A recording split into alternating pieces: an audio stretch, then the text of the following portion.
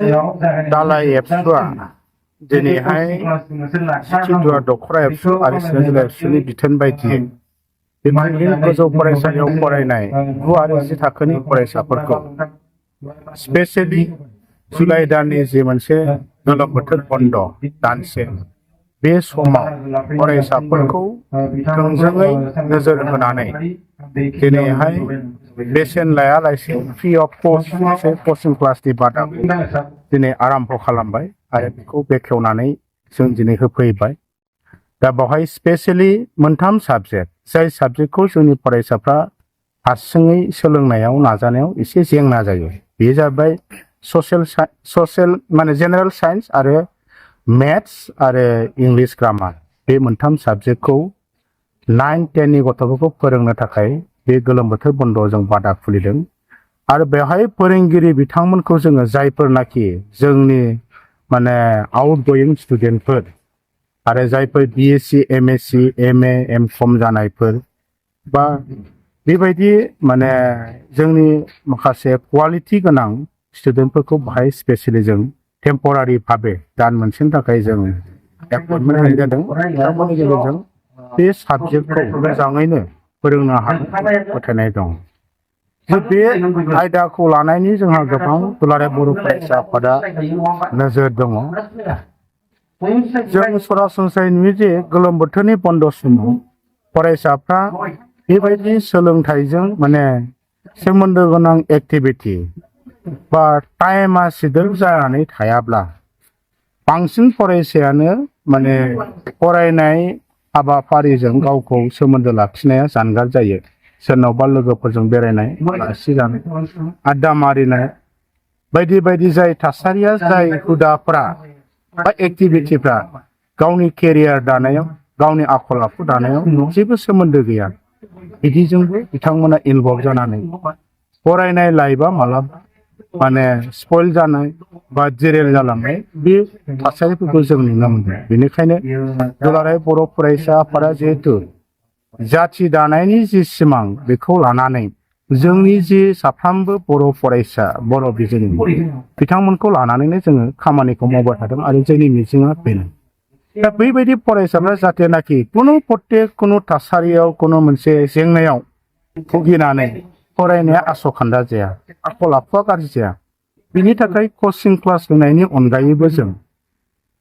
Academic Cessna आरम्भ जानाय लोगो लोगो गंफ्रामबो LP school ME school high school higher secondary कलेजाव जों हाबफैनानै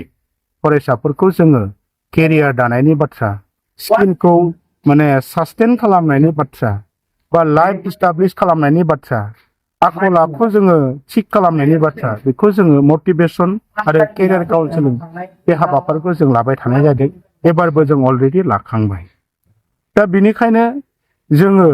बेबायदि सिन्ताधाराजों फरायसाफोरनि सायाव जि मोनसे आसा दं बे आसाया जाहाथे सिमां बायदि जानानै थाङा मोगथाङाव जाथिनि स्वार्थनि थाखाय फंबाय बिनानाव मोना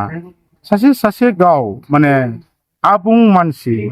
हिउमेन रिसोर्स साक्सेसफुल जानो हायो बे नोजोरखौ होनानै जों जेब्लायबो फरायसाफोरखौ जायखिजाया थासारियावनो जोंनि जोथोन लानाय आरो जोंनि हाबाफारिया सोलिबाय थायो। आरो नोंथांमोना नाय जे दान मोनसेनि गरम बोथोर बन्द'आवबो जों कचिं क्लासावथ' 1टा-2टासिमल' जागोन फुंनि 9टानिफ्राय जागायनानै बिनि अनगायैबो माखासे समखौ जों बिथांमोनखौ मोजां खामानियाव देहानि थाखाय आरो मेलेम सान्थौनि थाखाय जोङो थिग राइट डाइरेक्सनजों लांनो थाखाय गथ'फोरखौ दिनैहाय गोबां दखरायाव गोबां इउनिटआव जोङो आन्डार 30 नि जि फुटबल बयस एन्ड गार्लस बेखौबो जों जुलाइ दाननि गेजेरावनो होगोन एन्टायार चिरां डिस्ट्रिक्टआव। आरो बिनि अनगायैबो गोबां जायगायाव जोंनि जि ट्रेडिसनेल जि माखासे मिउजिकफोर इन्सट्रुमेन्टफोर बा जोंनि कालचार बिनि सायाव जि मोनसे अध्ययन बा सोलोंनाय बिनि थाखाय क्लास लानायनि थाखाय जोङो एक्सपार्ट मानसिफोरखौ जों दोननानै दिनै इउनिटफ्राव दखराफ्राव जोङो ट्रेडिसनेल कालचारनि सायाव जि मोनसे कचिं बादा बेबो दिनै सोलिगासिनो दं। दा बेनिखायनो जों आसा खालामदों जोंनि जि फिउचार जेनेरेसन बे जेनेरेसनखौ गोग्गो खालामनांगौ क्वालिटि एडुकेसन मोनहोनांगौनि थाखाय दिनै दुलाराय बर' फरायसा आफादा हारसिङै मावबा जानाय नङा। आफादफ्रा हारसिङै सानबाय थाबाल' जानाय नङा फोरोंगिरिफ्राल' नाजाबाय सानबाय थाबाल' जानाय नङा फोरोंगिरिफ्राल' नाजाबाय थाबा जानाय नङा बेनि थाखाय जों थासारिखौ जों थिग खालामनांगौ जाय थासारियाव जोंनि फरायसाफ्रा गावनि जिउनि थांखिखौ जितु ৰেজিষ্টাৰ কৰিব লাগিব তাত যাতে আমাৰ এই যে চিএম ছাৰে আমাক সহায় কৰে আমি দীৰ্ঘদিনৰ পৰা আমি নিউক্লিয়াৰ দল जोंनि गारजेन बिमा बिफा समाजनि दैदेनगिरि गावबुरा आफादगिरि नेहाथारि धोरोम आफादनि दैदेनगिरि बिथांमोन जोंनि आइजो आफाद महिला आफादनि दैदेनगिरि बिथांमोन क्लाबफोरनि दैदेनगिरि बिथांमोन आरो जोंनि पलिटिक बेनि थाखाय जोङो थासारिखौ जोङो मोजां खालामनो थाखाय गोग्गो खालामनो थाखाय बयखौबो गाव गावबागाव लेभेलनि जि दायित्व बे दायित्वखौ मानिलायनानै खामानि मावनो थाखाय रिस्क लानो थाखाय जों बयखौबो खावलायो।